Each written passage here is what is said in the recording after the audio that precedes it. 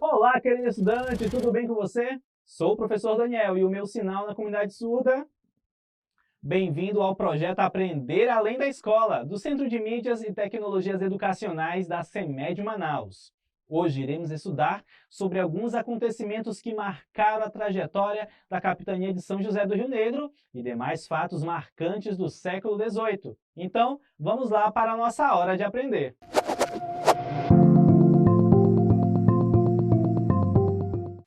Na nossa aula de hoje, vamos falar um pouco sobre a Revolta da Praia de Sangue, o declínio do sistema de aldeamentos seculares instituído pelo Diretório Pombalino e a Carta Régia de 8 de maio de 1798. Para começar, vamos lá para o atual estado de Roraima, quando ainda era parte do estado do Grão-Pará e Maranhão. Ingleses e holandeses pretendiam explorar a região, vindo pelas Guianas, ao norte, ameaçando o domínio português na região. Sabe-se que os primeiros colonizadores portugueses chegaram na região através do Rio Branco, um dos afluentes do Rio Negro. A partir de 1725, missionários da Ordem dos Carmelitas iniciaram a tarefa de conversão dos povos indígenas da região. A partir da década de 1730, a ocupação portuguesa intensificou-se, avançando pelo Rio Branco em busca de consolidar as fronteiras e de mão de obra indígena. Você deve lembrar que falamos sobre as formas de recrutamento dessa mão de obra indígena. Por meio dos resgates, havia uma troca de indígenas transformados em prisioneiros durante guerras de etnias opostas. As guerras justas aconteciam como punição àqueles que atacassem os núcleos coloniais ou impedissem o trabalho dos missionários, como forma de captura dos indígenas. Os descimentos eram promovidos como forma de convencer os indígenas a saírem de suas aldeias para os aldeamentos missionários, de forma voluntária ou compulsória. Em meados do século XVIII, a coroa portuguesa, preocupada com as constantes ameaças ao território, cria em 1755 a Capitania de São José do Rio Negro. Assim, a região do Rio Branco começava a ser ocupada também pelas tropas portuguesas. A partir de 1775, diante da ameaça concreta no Alto Rio Branco, inicia-se a construção de uma fortaleza para combate aos espanhóis e promover o aldeamento de indígenas da região, o Forte de São Joaquim do Rio Branco. Naquela região havia vários povos indígenas. Os Macuxi eram considerados hostis por outras etnias e, conforme iam avançando, expulsavam e matavam outros povos. Muitas etnias foram dizimadas por eles nas guerras intertribais. Alguns indígenas, como os Paravilhana, que sobreviviam, passaram a viver com os Macuxi. Os Wapixana foram os que mais sobreviveram aos seus ataques. Com a nova política do Diretório dos Índios, também conhecido como Diretório Pombalino, implementado pelo Marquês de Pombal, o indígena passava a ser livre e passava a ter a proteção do Estado.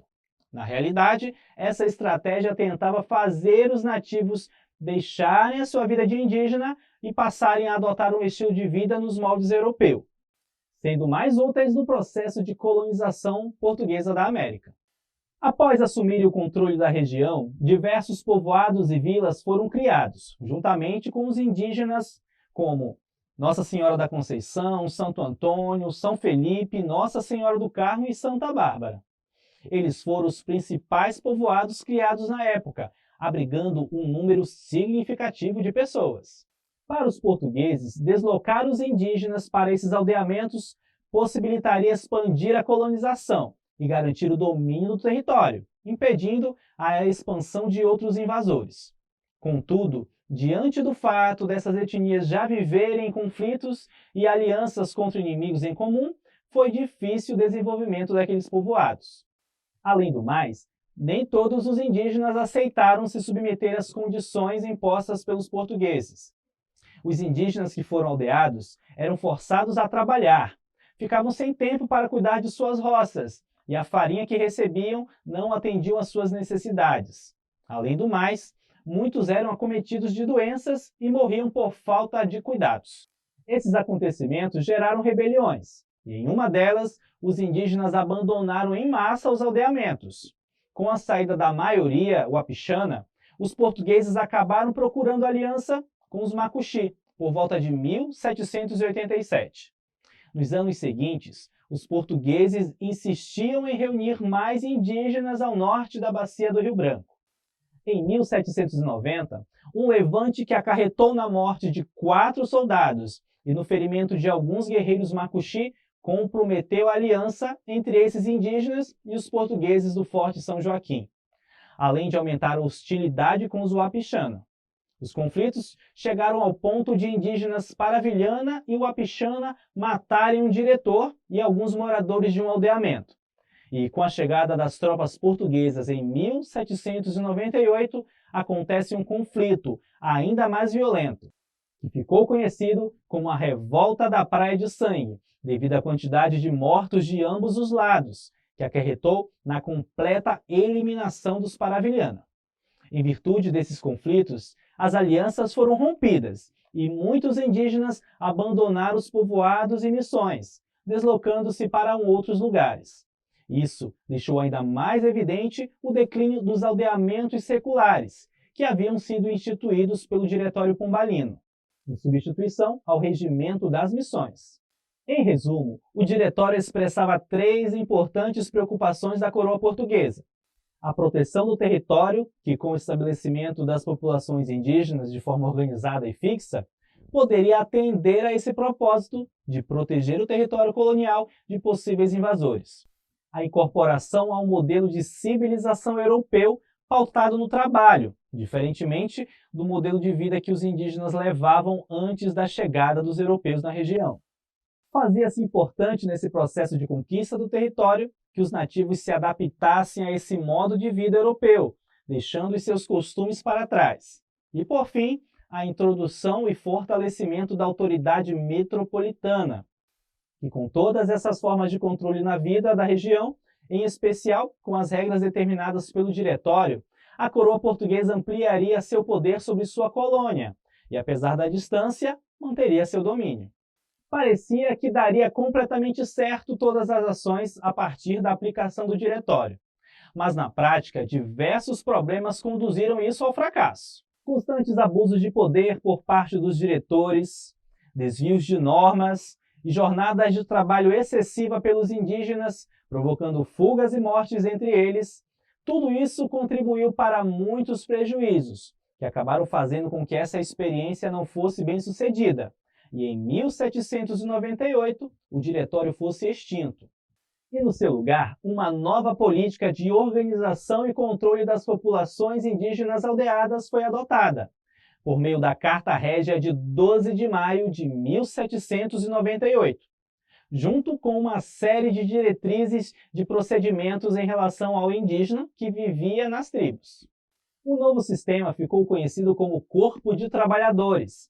Era uma nova estrutura que enquadrava a força de trabalho indígena em 2 áreas: o corpo de milícias e o corpo efetivo de trabalhadores. Nesse novo sistema, os indígenas foram submetidos ao cumprimento de serviços obrigatórios para atender os interesses da administração colonial. Os indígenas recebiam uma espécie de salário e uniformes. A coroa portuguesa enxergava o indígena como alguém que necessitava ser educado e civilizado pelos portugueses. Esse processo durou até a incorporação da região ao Império do Brasil. Mas os impactos negativos da colonização da Amazônia foram devastadores para os povos indígenas, contribuindo para a descaracterização da face indígena da região. E aí, você gostou de identificar alguns acontecimentos que marcaram a trajetória da Capitania de São José do Rio Negro? Espero que sim! Agora vamos testar nossos conhecimentos? Acompanhe comigo a hora da atividade.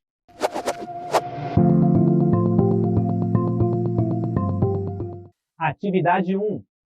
O conflito que ficou conhecido como a Revolta da Praia de Sangue ocorrido em 1798, devido à quantidade de mortes de ambos os lados, deu-se entre: alternativa A, indígenas de etnias diferentes; alternativa B, espanhóis indígenas; alternativa C, portugueses e espanhóis; e alternativa D, indígenas e portugueses.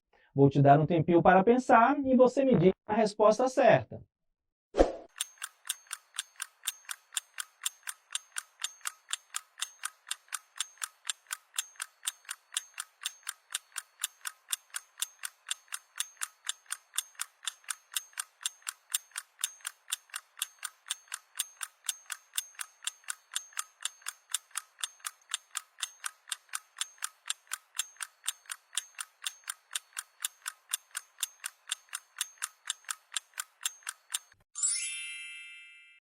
A alternativa correta é a letra D, indígenas e portugueses.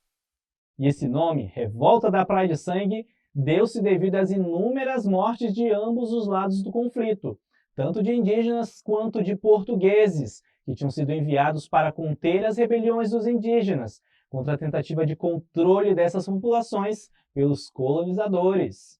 Agora vamos à atividade 2. O Diretório Pombalino substituiu o Regimento das Missões e expressava a preocupação da coroa em relação à proteção do território, a incorporação do indígena ao modelo de vida europeu e a introdução e ao fortalecimento da autoridade metropolitana. Contudo, fatores contribuíram para o fracasso do sistema. Assinale a alternativa que não indica um desses fatores. Alternativa A, constantes abusos de poder por parte dos diretores. Alternativa B, desvios de normas. Alternativa C, descaracterização da face indígena da região. E alternativa D, jornadas de trabalho excessivas pelos indígenas. Que tal um tempinho para pensar e responder certinho?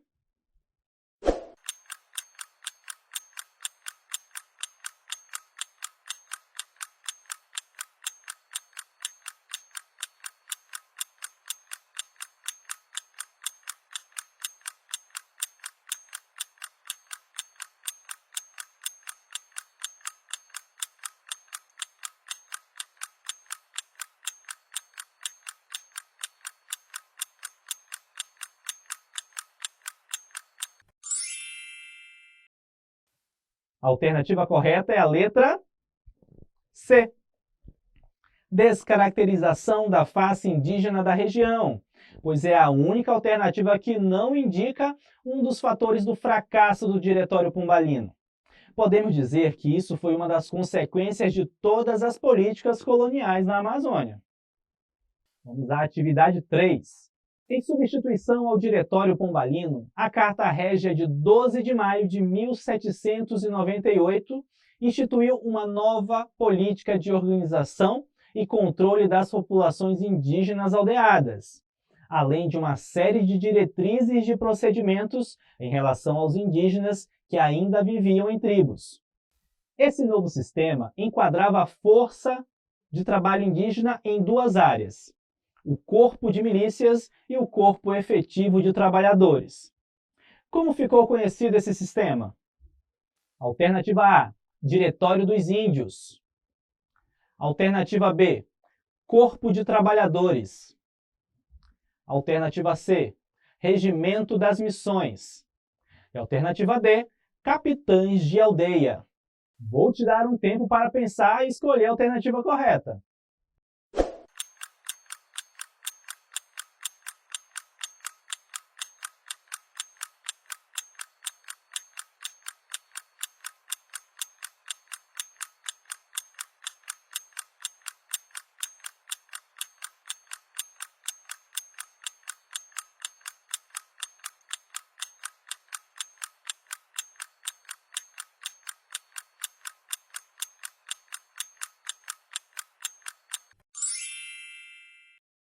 A alternativa correta é a letra B, Corpo de Trabalhadores.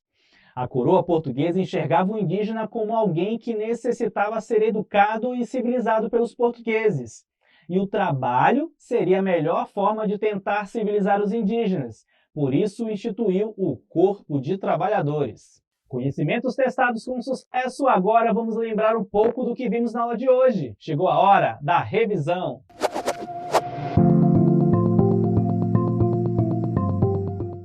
Na nossa aula de hoje, falamos sobre alguns acontecimentos que marcaram a trajetória da capitania de São José do Rio Negro no século XVIII. A revolta da Praia de Sangue marca o processo de colonização do atual estado de Roraima. A coroa portuguesa, para enfrentar as ameaças estrangeiras na região, resolve edificar o Forte de São Joaquim, além de aldeamentos ao longo do Rio Branco para garantir a consolidação das fronteiras e o recrutamento de mão de obra indígena. Contudo, os indígenas não aceitaram a exploração tão facilmente. Várias etnias, entre elas Macuxi, Uapixana e Paravilhana, passaram por alianças e resistência à dominação portuguesa. Em 1798, a revolta da Praia de Sangue gera inúmeras mortes de indígenas e portugueses, além da eliminação dos Paravilhana. Também falamos sobre o declínio do sistema de aldeamento secular do Diretório Pombalino. A estratégia tentava fazer os nativos deixarem a sua vida de indígena e adotassem o estilo de vida europeu, o que seria mais útil para o processo de colonização portuguesa. Contudo, os constantes abusos de poder por parte dos diretores, os desvios de normas indicadas pelo diretório, além das jornadas excessivas de trabalho indígena, acabaram contribuindo para muitos prejuízos, levando ao fracasso desse sistema. A Carta Régia de 12 de maio de 1798 instituiu o Corpo de Trabalhadores, uma nova política de organização e controle das populações indígenas aldeadas, na qual os indígenas foram submetidos ao cumprimento de serviços obrigatórios para atender os interesses da administração colonial, e enquadrava a força de trabalho indígena em duas áreas: o Corpo de Milícias e o Corpo Efetivo de Trabalhadores. Esse processo durou até a incorporação da região ao Império do Brasil. E aí, gostou de conhecer esses fatos marcantes para a capitania de São José do Rio Negro? Espero que tenha gostado e se interessado ainda mais pela história da nossa região. Até porque essa história não acaba aqui. Há muito para descobrirmos sobre tudo isso. Que tal pesquisar um pouco e conhecer ainda mais sobre nossa região? Afinal, é muito bom conhecer a nossa história. Aguardo você na próxima aula. Um grande abraço. Tchau, tchau.